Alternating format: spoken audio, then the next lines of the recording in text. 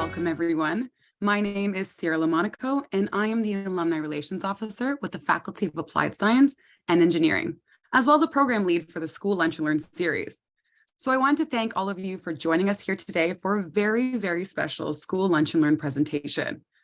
We have alumni tuning in from all over the world, guests joining us from 7 different countries, including Argentina, Canada, Israel, Jamaica, South Africa, the United Kingdom, and the United States. Now, before we begin today's presentation, I wish to acknowledge the land on which the University of Toronto operates. For thousands of years, it has been the traditional land of the Huron-Wendat, the Seneca, and the Mississauga of the Credit. Today, this meeting place is still home to many Indigenous peoples from across Turtle Island, and we are so grateful to have this opportunity to work on this land. Now, I hope each and every one of you is excited about today's presentation, as our guest speaker is an international award winner for innovation in technical communication education. They've taught for over 27 years across all the faculty's departments, divisions, and institutes. See, Professor Rob Irish's current research, it explores the intersection of worldview, ethics, and engineering, which is an excellent example of how U of T's commitment through the Defy Gravity campaign aims to empower students with the skills, mindset, and confidence needed to build successful careers, lead change, and make a positive difference in their communities. Now, a quick housekeeping item at the end of today's presentation, we will have time for formal Q&A. And should you have any questions for Professor Rob Irish, please submit them using the Q&A feature below at the bottom of your screen. For the individuals who submitted their questions during the registration period, thank you. Thank you for pursuing your curiosities and sharing your insightful questions with us.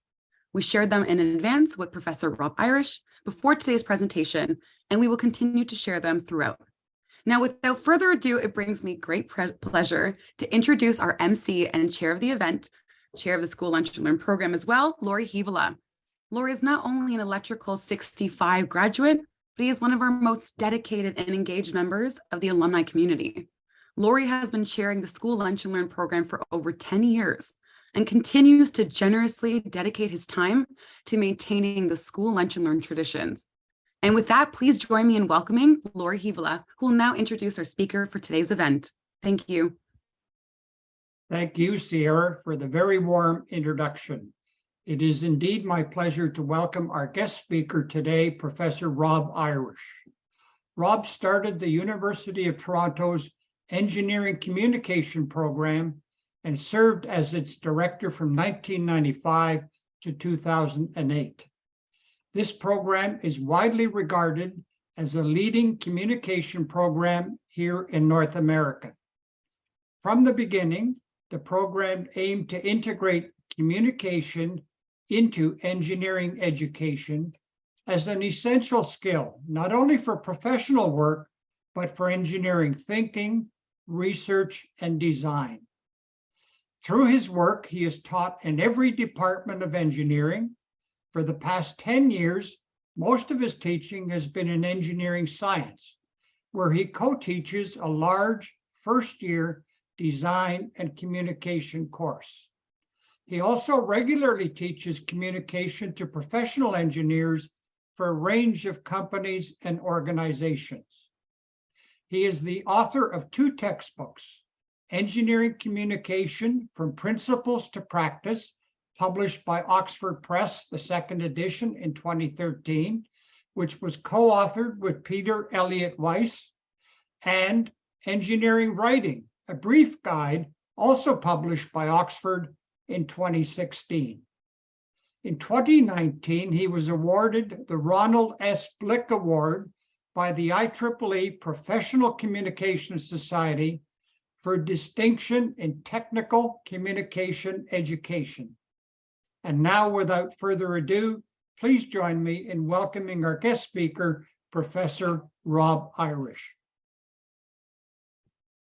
Hello, thank you very much for that warm welcome, Laurie and Sierra, and everyone who's here with us today. Thanks for joining in and for joining us. So we're going to have some fun, I hope, today, talking about ethics and thinking about ethics in an age of uncertainty. So I'm going to start by sharing a screen with you, and we will get things rolling. So I trust that you can all see that. And I want to perhaps tip my hand and tell you what I'm hoping we're actually going to get today. So I want to give you a sense of why ethics is essential to an engineering education, and maybe a bit of a preview of what it involves by kind of looking at two approaches to ethical reasoning. Engineers are notorious for thinking of themselves as thinking people, as reasoners, as problem solvers. And so if that's really true, then we need to understand how ethical reasoning might work and how that system can come into play. But before I sort of corrupt you any further or mess with your thinking at all, I want to actually jump to a survey. And so at this point, Sierra is going to put a link into the chat for us. So I'm going to encourage everyone to find the chat, click on that link, and that will take you to a survey. I'll give you a minute to do that. I'll give you a bit of time there, because I know that it can sometimes, if you're in one browser and another one is coming up, it can be a little bit tricky. But I'm hoping that I've got some folks who have managed your way into that. So you click on the link in the chat, and it should open up something that says Scenario 1. And I'm going to give you a classic ethical dilemma, which says you're standing at a junction on a railway track, and you see a runaway trolley hurtling toward 5 people. If you pull the lever, then you can redirect the trolley, but it will still hit 1 person. So I see that a couple of folks have made it in, because I'm seeing some responses in the chat. Sorry, not in the chat, in the website. I know you can't see it yet, but I will share it with you eventually. So giving you a few minutes, we're getting some responses. Excellent. So the question is, do you pull that lever and thereby save 5 people, but knowing that you're sacrificing 1 in the process? There's the ethical decision that we want to start by making. Okay. So you're thinking that through. I'm seeing up to 50 people have already responded. That's terrific. And I'm looking at the number in the chat. We have 91 in the group. So I'm going to give people another few minutes, or another few seconds, rather, to allow you to get your vote in there. Okay. And all right. So that's our first scenario. All right. Now, I'm going to modify the scenario, and we're going to jump to a second one. So there's scenario 2. Now I want you to say, are you still going to pull it when the 5 are homeless folk and the 1 is a brilliant engineer? Do you still pull the lever?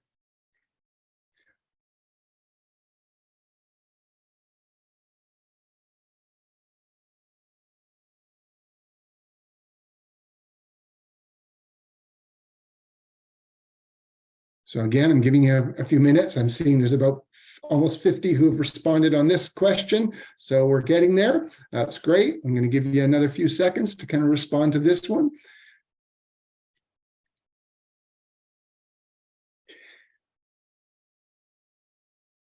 All right, I want you to think hard. I'm going to give you a third scenario, and I want you to think hard about this third scenario, because it maybe is a little more taxing than the first 2. So I'm seeing we're over 60 now, so that's a pretty reasonable response rate. So I'm going to say, all right, we're going to tweak it one more time. The 5 are children now, and the 1 is your dearest loved one. All right, and we're going to go forward to the next slide. And now, is it the children versus your loved one? Are you going to still pull the lever?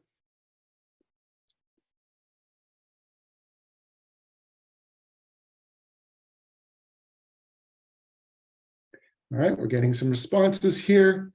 Excellent.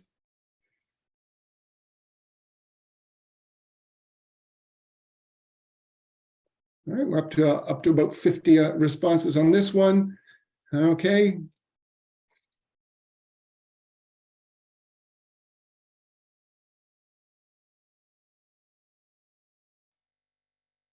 All right, things have quieted down there. Getting a few coming in still.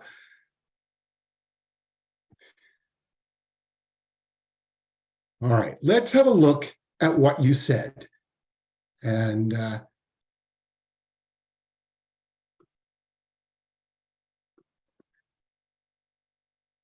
going to go back to the first one. So notice with the first one, fairly straightforward. The majority of people said they're going to pull the lever. They're going to do the classic utilitarian ethics, which is to say we're going to do the most benefit for the most people. And we're sorry about the one, but we're going to do the most benefit for the most. That would be a classic utilitarian approach. So good to see that holds up. So the second one complicated it, where we're trying to say, what do we do with the value of a life, with the meaning of a life? Is a life, any life, of equal value? And largely this group has said, you know, one engineer or scientist is the same as an anonymous any person. And so it has stayed very much the same. Now look what happens when we go to the third scenario, which is where it's your loved one. If I'm honest with myself, I'm going to rank my loved one higher than an anonymous group of 5 people. So my loved one is more important to me than other people. That would be a fairly natural and normal reaction, but it does immediately show us the weakness of a utilitarian view, right? So the most benefit to the most only works if we can have a kind of passive objectivity. As soon as we become engaged, we lose that sense of objectivity. We lose that sense of ability to reason through things. And that's actually important to what we want to go on to talk about today. Okay, so I'm going to jump back to my other screen here. And I haven't given you this one as one to respond to in a poll, but it is actually basically what we've just been doing is we've just been challenging the possibility of training an AI. Because in a self-driving car, the car is going to need to make split-second decisions, and there could well be your dearest loved one versus 5 children. We add the complication, of course, that we've got a person in the car, and what do we do? How do we protect or not the person in the car when there are, say, 5 people on the road? So the engineer now, rather than the person who happens to be in the way, the engineer now is making critical decisions about how we're going to proceed, what we're going to value, what it means to live and work in an ethical way in this world. So that's kind of why we're talking about ethics as being really important, and why I'm suggesting to you that one of my goals today is that you'll be persuaded that we really need to figure out how to incorporate ethics even more deeply into our curriculum. There's a number of challenges that we have with ethical reasoning in our contemporary world. So I'm going to kind of isolate 4, but I'm really only going to develop the last one in any depth. So we're in a world where we have a lack of social consensus, and this is because we have very differing worldviews, and we can see, you know, on the news, we can see the polarizing of left and right. We can see the challenge of responding to other cultures and all those things. It's a matter of a non-cohesive worldview. And so when we lack that social consensus, it actually makes ethical reasoning more difficult, because ethical reasoning is always about social consensus. Ethics, we might differentiate from morals. Morals are my personal views and values. Ethics take the morals and we bring them to a collective social level where it's our collective values around what is right and wrong action.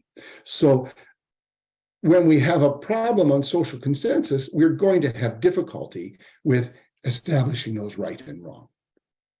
Certainly, we're also dealing with decisions that are coming faster. They're often bigger and they're often further away. So what do I mean by that? we have faster decisions because we're dealing with things like artificial intelligence, and we're needing to make decisions around that. Bigger because those kinds of decisions have very wide-reaching implications, and also further away. And humans are notoriously bad at decisions that are further away, both geographically and in time. So my decisions around how to live my life have climate implications, which may not affect me here in lovely, stable southwestern Ontario, but they might affect people in other parts of the world. They're far away, and they might not affect them right now, but they might affect them in 15 years. And so it's hard to make decisions that have longer term and far away implications. So those are some of the things. And certainly we're seeing some of those climate things come closer. We're seeing, fires in the West and flooding in Abbotsford. And so, we don't have to leave Canada to see some of those kinds of things, but they do feel often far away. And so they're hard to make those kinds of decisions. And then the third, the outcomes of our decisions are also more difficult to predict and certainly to control. So when we make decisions and when we're trying to do things, we have to then say, am I making the right decision? How do I know? What kind of implications do I have? So those become more challenging. And the last one, codes cannot keep up. And this would be, I would include in this religious codes. Religious codes are working hard to reinterpret the world in light of where we are. I would include our engineering codes and standards. So are our codes keeping up with the changes and building code, for example, building codes for resiliency with climate change? I guess I would be remiss in not at least acknowledging that we're seeing the collapse of buildings in southern Turkey and northern Syria right now. And, there's a tragic loss. I don't know whether building codes might have made a difference there, but certainly we know that going forward, we need newer, more resilient structures in those kinds of parts of the world. So that codes just can't seem to keep up. And where any of our codes fail, that's where the ethical dilemmas lie. So when codes are falling behind, and they're certainly falling behind in artificial intelligence and things like computer vision, so those things are a real challenge that we need to be thinking through, making decisions for, so that we can go forward more intelligently and intelligibly. All right. So how then, given all those, how do we go? How do we educate ourselves? How do we educate students? How do we prepare a generation for the kinds of ethical decisions that they need to make? Well, there have been two methods that have been used in the past. One of them has been the kind of theory approach, and so I mentioned utilitarianism early on. So we look at ethical theories and we teach students kind of theoretical understanding. And the problem there is that theories don't have action. And so even if a student absorbs and understands the theory, putting that theory into practice is still going to be very challenging. The other alternative, and we've seen this in many engineering courses over the years, is that we look at previous cases and we say, oh, this ethical challenge, this ethical problem, this design failure. So we can look at all those kinds of cases. But the problem is those cases help us with the past. They're very difficult to make use of as we move into the future. So that's the challenge we see in ethical instruction, ethical teaching. What do we do? So we need another way other than kind of a theory-based approach, which we can find in philosophy departments, or a case study-based approach, which often we find in engineering departments. We need something that is going to allow our students to move forward more productively. All right. So I want to take really the rest of our time to explore a couple of those and give us a sense of a couple of those to help us work through how we might do that. So the first one I want to lay out is actually one that has been put together by a biomedical engineer named Andrew Brightman and a philosopher named Jonathan Beaver, and they call it reflexive principalism, and they put it forward as an applied theory. So why do we want to think this way? Their concern is to say we want something that engineers can actually use, so it needs to be applied. It needs to have a method and a process, and it needs a theoretical ground because it has to be able to adjust and address the concerns that we might have even when conditions change. And it really derives out of biomedical ethics. So medical doctors are trained in ethics.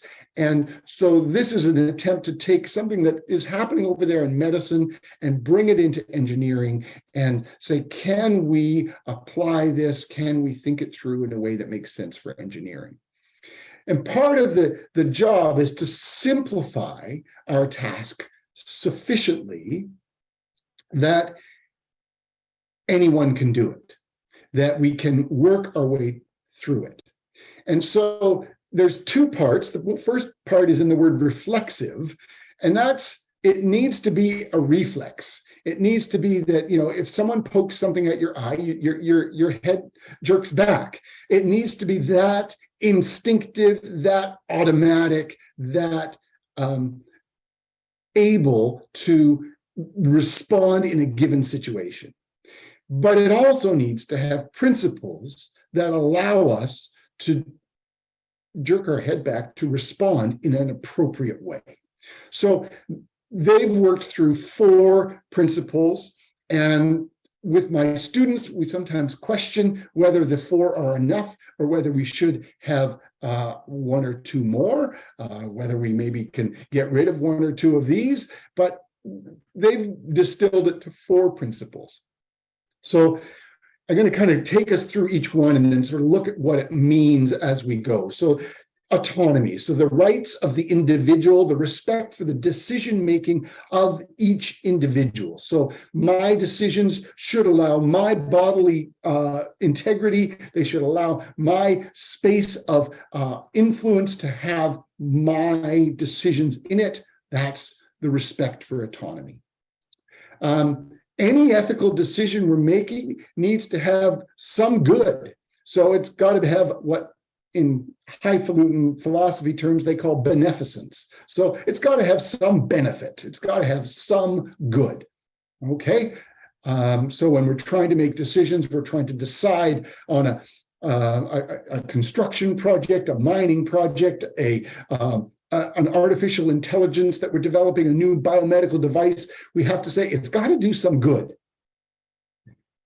And then justice is the idea that we're going to distribute risk and benefit fairly. And that's often a challenging one because it often comes in conflict with autonomy, my freedom, my independence, but I also have to acknowledge that someone else has freedom and independence as well. So the risks and costs also need to be fairly distributed. So justice is that sense of a fair distribution.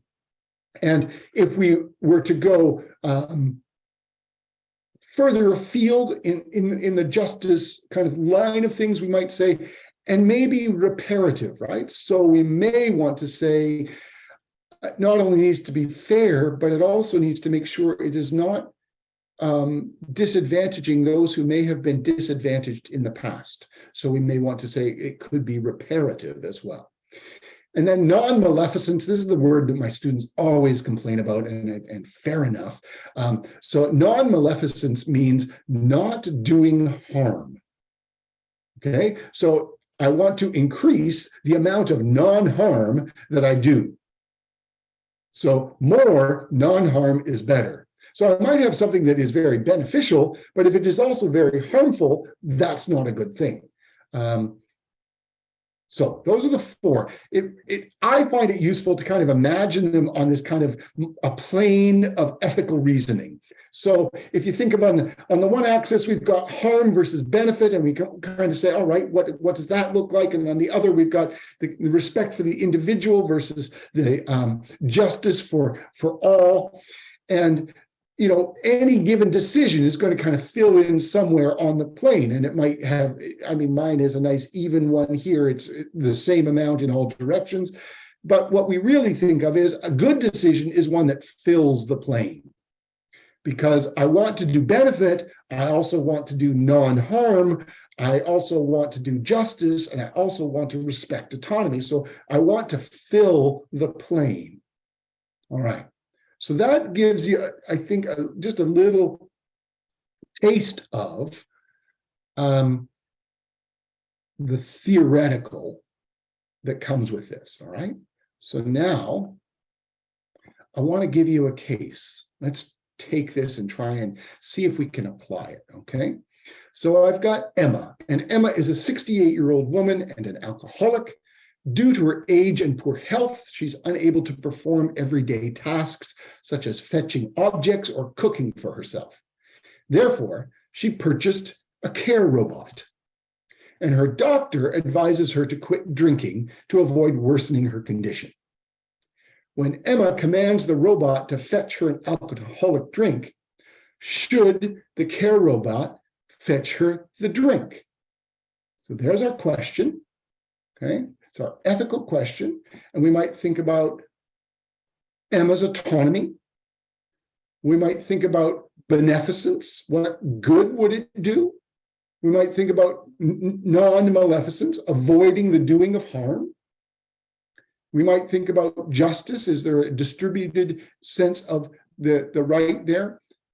And with that, I'm going to say, Sierra, can you drop the link to the poll in again, because I've got that question in a poll for us. So let's just see what happens when you are thinking about this one. Should her care robot fetch her the drink?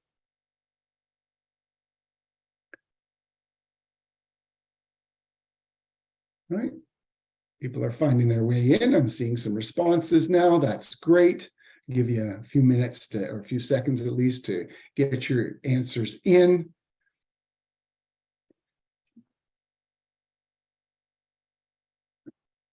All right.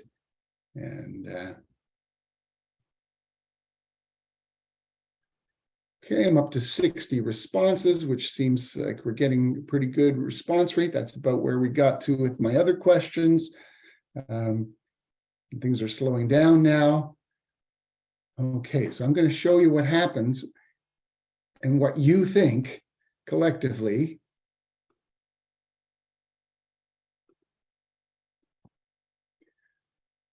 So there's still a few more coming in, but notice you're pretty evenly split here on whether or not that robot should provide the requested care, right? Should give her the drink. You're pretty evenly split. And that's an interesting situation to be in, because that says that your sense of non-harm, your sense of non-malevolence is overriding your sense. I mean, this is speaking in broad strokes. It's obviously overriding or in tension with her autonomy. So I think those who are saying yes would say, well, it's her robot, it's her autonomy. She should be able to do what she wants. That's my hunch. And you can correct me when we get into the Q&A time, and we can talk about that if you have very different reasons for why you made that decision.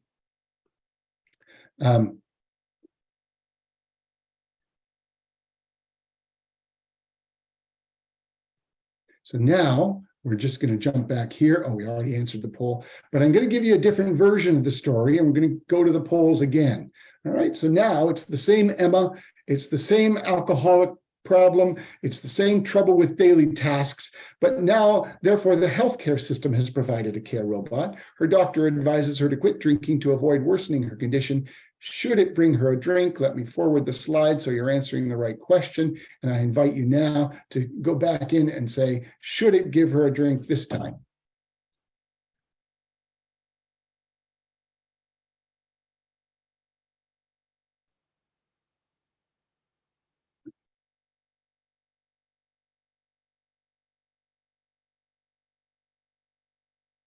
I'm giving you a second here, a few more seconds. We're still getting things coming in fairly quickly.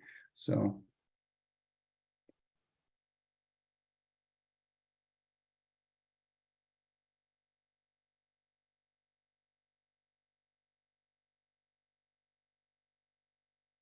All right. And again, I'm up around 60 coming in, and things are slowing down. Okay, so let me share with you what you think this time. So there we have it, and that's quite a change, isn't it? From the first go where it was kind of even. Now suddenly people are very strongly feeling that no, the robot should not fetch the drink, and obviously not 100% consensus there, but certainly some interesting changes between the two different takes of our question. So now, again, I'm going to kind of speculate some reasons for you. And I'm going to say you're in good company. So the Open Robotics Initiative asked very much this kind of question. And they invited folks from around the world, mostly folks who are engaged in robotics industry, to respond. So notice that if Emma owns the robot, in their case, 44% said the robot should always, I only gave you a binary, I didn't give you 4 options, always bring the drink, and 22% said never. But as soon as someone else owns the robot, folks said 55 said never, and only 16% said always. So you can see that that has changed. So the question, of course, is then, well, why do people's attitudes change depending on who owns the robot? And fundamentally, it's that challenge between autonomy and collective responsibility. So we're shifting from the personal decisions to the societal level decisions. So those of you who were willing to let Emma have her drink if she owned the robot probably had the sense that, if she doesn't own the robot, if the healthcare system is providing that robot, then maybe I have a responsibility to try and be engaged with Emma's condition because of my social spending on healthcare.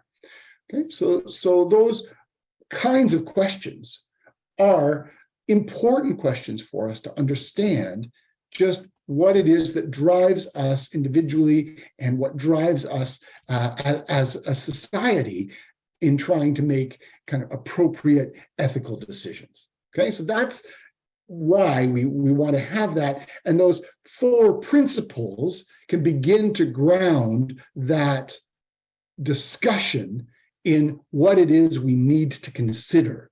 So that sense of we need to consider, if we are trying to consider, in a sense, too much, it actually becomes difficult to make any headway. If we can narrow it down to those 4 things, that becomes a way that we can begin to make some decisions. And now I want to complicate things. I said I was going to talk about 2 approaches to ethics. So I've just kind of given you the whirlwind tour of this idea of reflexive principalism, that we want it to be a reflex. And reflexes actually only get trained, right? So we have to continue to work at the training of that reflex. Now I want to layer into that a second approach to ethics. And this is one that largely comes from Indigenous ways of knowing. And so one of the really great folks who can articulate this well is Kyle White. And so I'm kind of drawing on Kyle White. I'm a settler Canadian. I don't have any Indigenous heritage, but I'm learning. And so as we learn, we're trying to say, well, what is it that this contributes to our understanding of and deepening of ethics. And so there's a few things. So this is White's definition of care ethics. It says approaches to moral life and community that are grounded in virtues, practices, and knowledges associated with appropriate caring and caretaking of self and others. And so there's this sense of it's a community, it's a moral life and community that's important. And so that becomes not just a kind of abstract sense of people, but a kind of grounded sense of these people here in this community become very important for this. And the sense that it is action-oriented, it's about establishing a set of practices. So whereas principalism is about establishing a set of principles, this is about establishing a set of practices. And the practices are coming from knowledges. And as was said in the introduction, I'm with the engineering communication program, and I was always taught that knowledge was one of those uncountable nouns, because we would always say just knowledge, not knowledges. But one of the interesting things that we're recognizing in kind of recent years is that not all knowledge can be absorbed in that singular entity. And we need to pull them apart and say, no, these are different knowledges.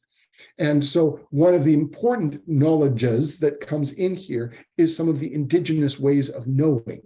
And we want to be respectful of that. We want to try and learn from that so that we're making appropriate, good, strong, ethical decisions. So when we think of this ethics of care from someone like Kyle White, we think, okay, it's community, it's action, and it's this learning and understanding from multiple perspectives. Those are the kind of critical pieces that underlie it. It has a number of premises on which it is based. And we're going to kind of, again, sketch out this and then try and take you into it a little bit more meaningfully, I hope. So interconnectedness, when we understand ourselves in this larger web of the human and the non-human, it changes the ways in which we work. If we stop saying, oh, we're going to always privilege the human, but maybe we're going to think about how we care for, tend for, and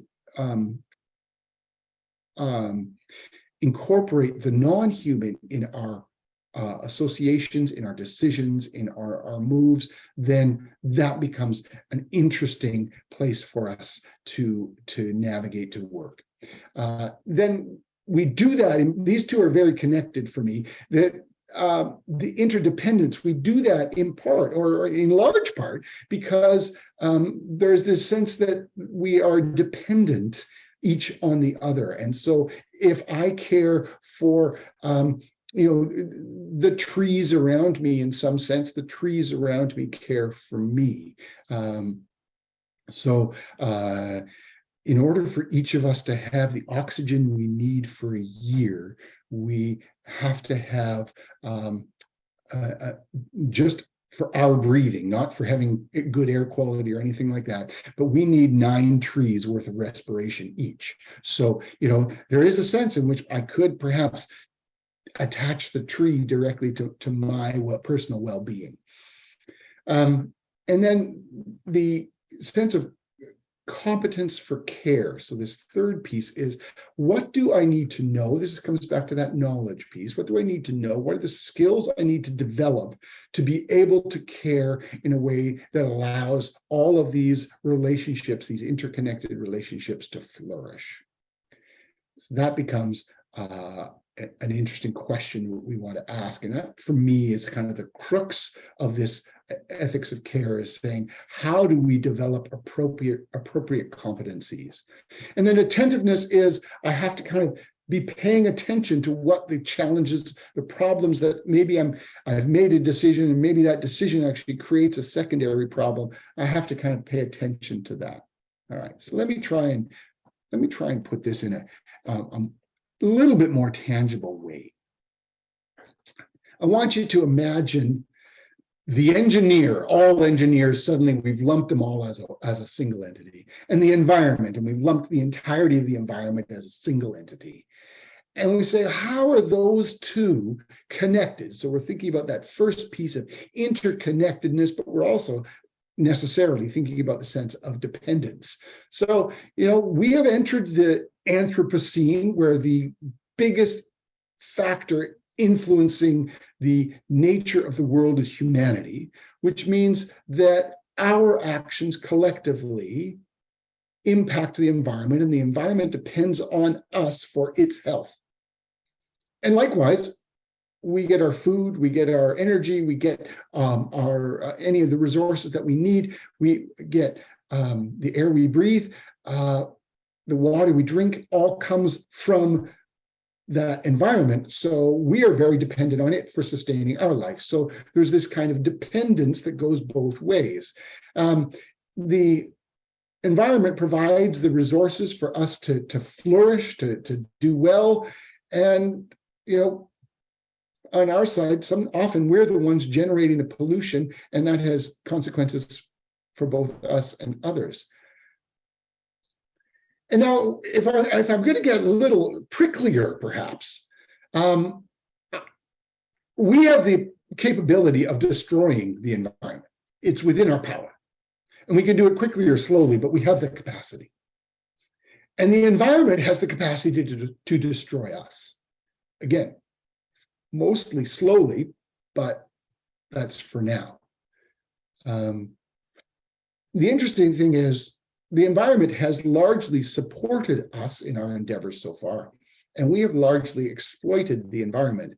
And so that sense of reciprocity that is integral to the interdependence is perhaps a little bit missing. So the connections are also interdependencies. All right. So then what would it look like if we said competence for care is something that engineers need to develop? What would that kind of look like in the grand scheme of things? So this is why I say, for me, competence of care is sort of the biggie in that sort of four aspects. And so someone named Joan Tronto sort of put together what she regarded as sort of the four aspects of competence for care. So the first level would be, I'm caring about, I'm paying attention, I'm seeing that something needs my care, right? And then I can care about the environment and do nothing. That's possible. I can say, oh, I care about the environment. I'm concerned about the environment. I see problems in the environment. Good, that's a first step. But the next step is to take responsibility and say, all right, I'm going to do something. I'm going to respond in some way. I'm going to take responsibility on an identified need. And often we do that first at an individual level, and we say, oh, I am going to I'm going to buy an electric car, I might say, or I'm going to stop certain kind of waste from coming into my house so that I'm not having that kind of waste. I'm going to limit the amount of electricity that I use, because I'm concerned about where that electricity is coming from and if it's burning fossil fuels to get the electricity. So I might make those kinds of decisions as I begin to take responsibility. And as I then do that, I move into the performing of the necessary actions for care. Right? And I might go beyond my individual choices to maybe make more kind of social level choices. I may join with others. I may move government to act in a way that's more green. And so, those would be ways in which I'm showing my care giving. And then care receiving is when I respond to the care that's received, and I try and improve that care. So maybe I've bought that electric car, and then I say, oh, but mining of lithium is an environmental problem, and that means I have to kind of think through, and we collectively have to think through, how do we make use of these resources? What is a better way than mining lithium to get a battery, or me driving an electric vehicle to care for the environment? And we need to make some kind of hard choices collectively, probably, on that. So the core there is the caregiving piece, but it also takes us into the care receiving piece. So my question then is, what do engineers need to be able to do this?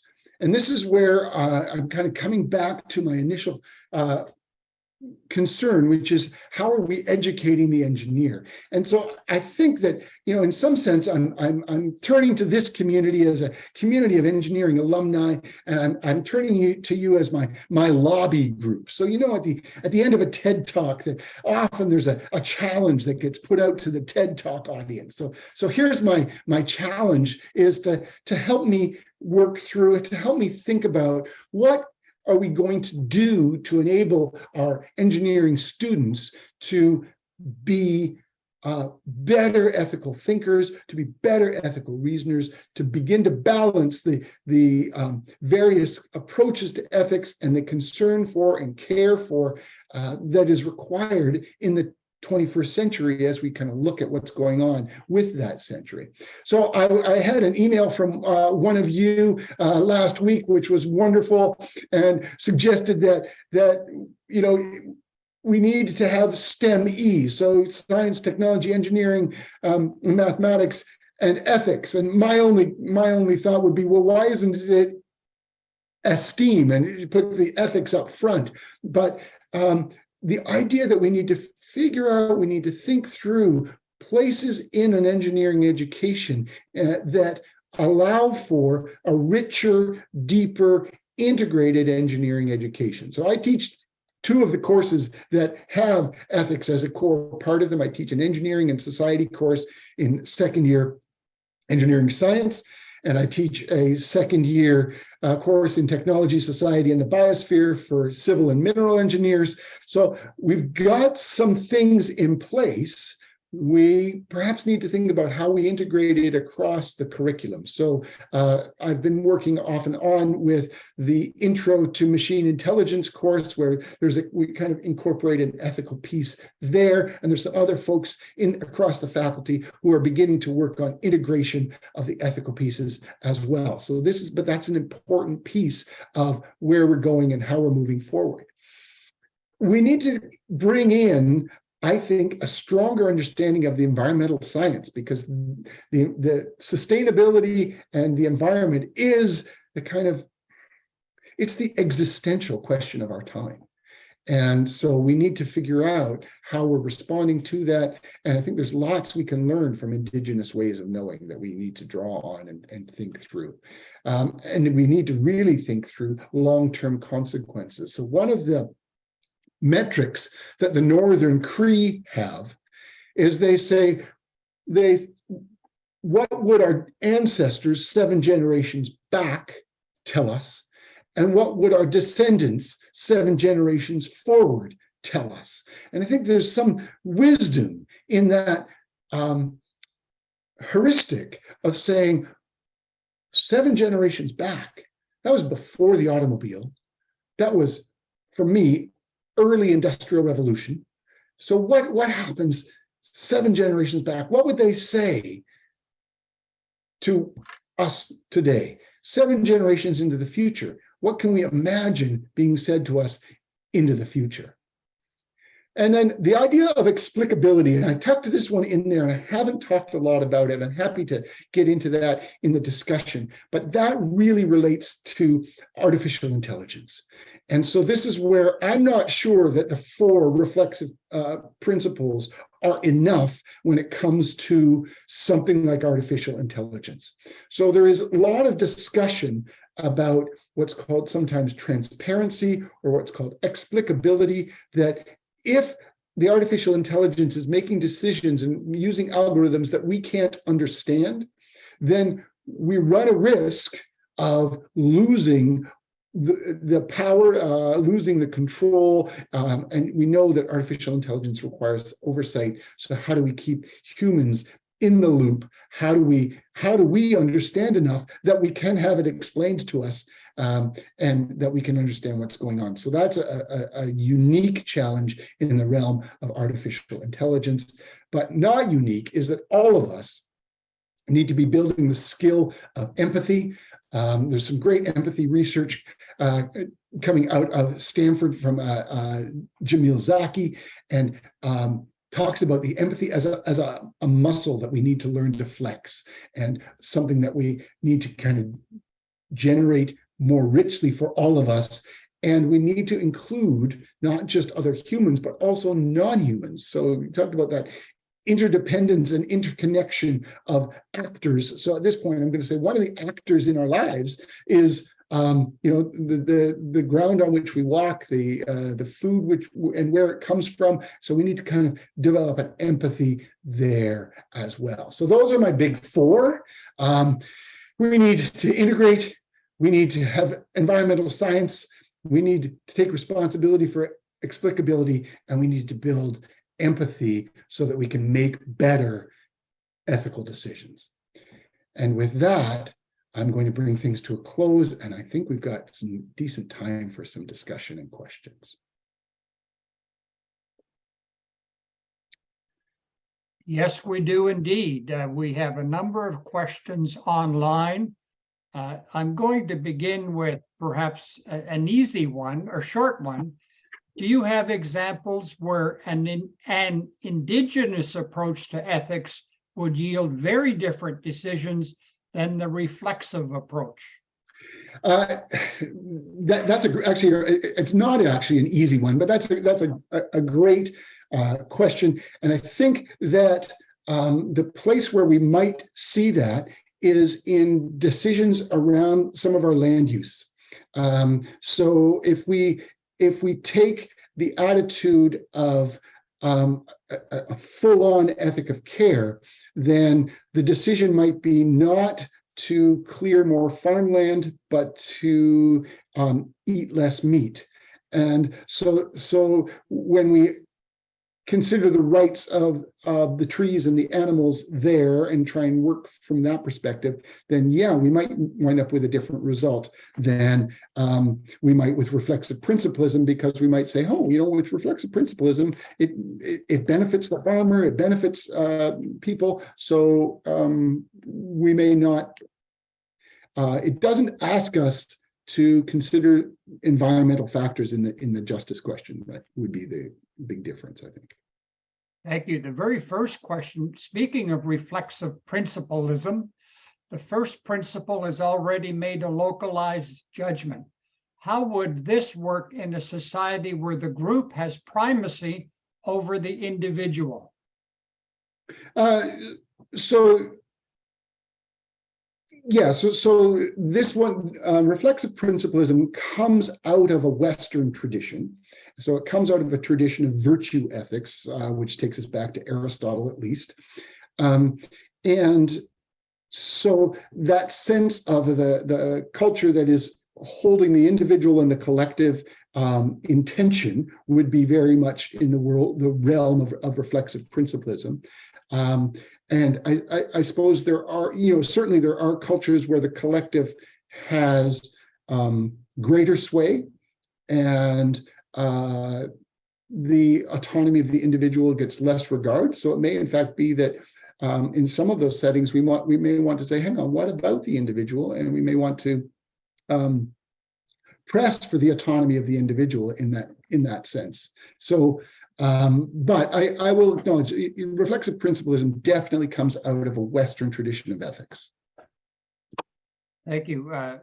We just got a question about the subject of authority.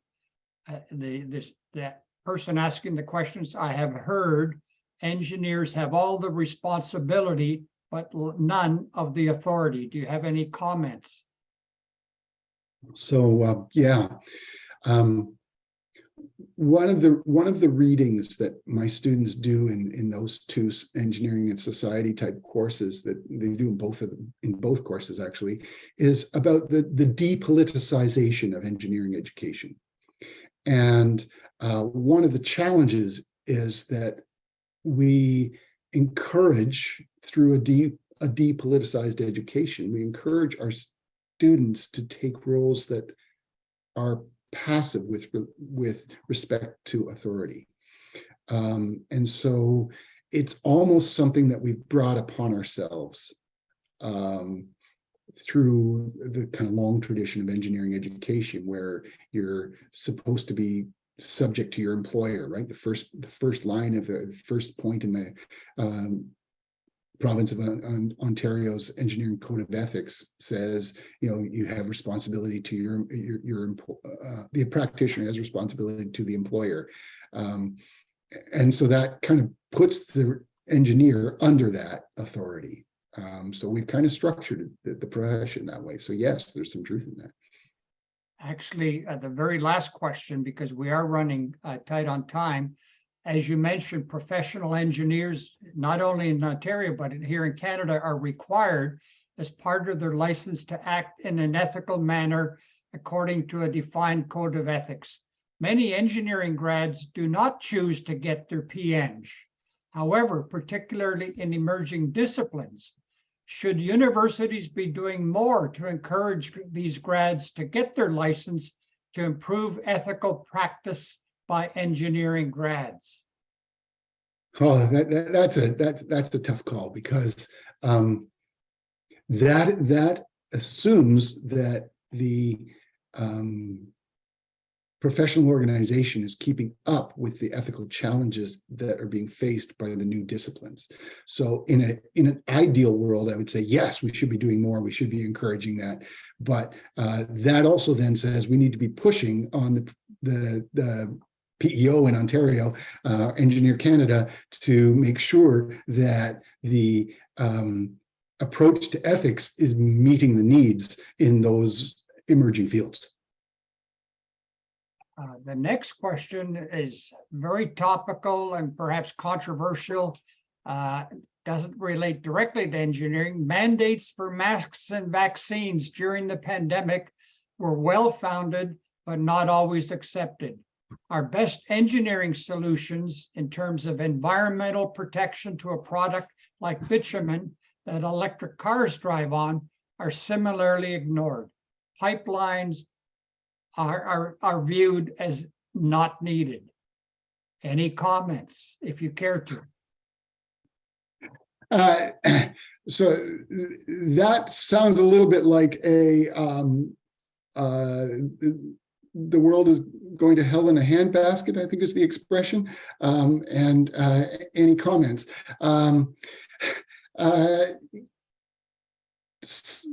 the subject of science, and not the best science, or having the best science, this is part of that conflicting worldviews that I suggested, right? We don't have a social consensus, and we have systems that are working to actually undermine our social consensus. So some of those are corporate systems. The big oil companies, on one hand, have a very particular political agenda. We have political organizations that would see a potential for gain if we don't wear masks. So I think there's a number of things there, but it all comes back to that challenge of developing social consensus. And I think, engineers can be very good consensus builders. So that would be my, I guess my invitation would be that rather than being polarizers, engineers could be consensus builders and could be, using the best science, using kind of ethical concern for community and for care to generate more positive kind of social cohesion. And that's a long-term goal. It's a challenge, and it kind of flies in the face of the first PEO requirement of ethics, which is that you would be subject to your employer, because sometimes your employer might not be working toward those. So it creates some tensions. Unfortunately, we're running close to the top of the hour, so I would like to begin closing today's event.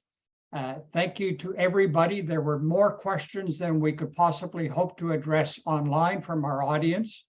Before we close, I would like to again thank Professor Rob Irish for being with us today. Thank you for such an informative and entertaining presentation on the role of ethics in engineering education and the profession. To everyone who joined us here today, we invite you to share your feedback on the School Lunch and Learn series. A link to an online survey is now in the chat box at the bottom of your screen and will be shared with everybody that registered for this event. Also, a link to the presentation will be shared with all registered guests approximately a week from now if you are unable to attend in person or if you would like to view it again. School Lunch and Learn events are typically hosted on the second Wednesday of each month.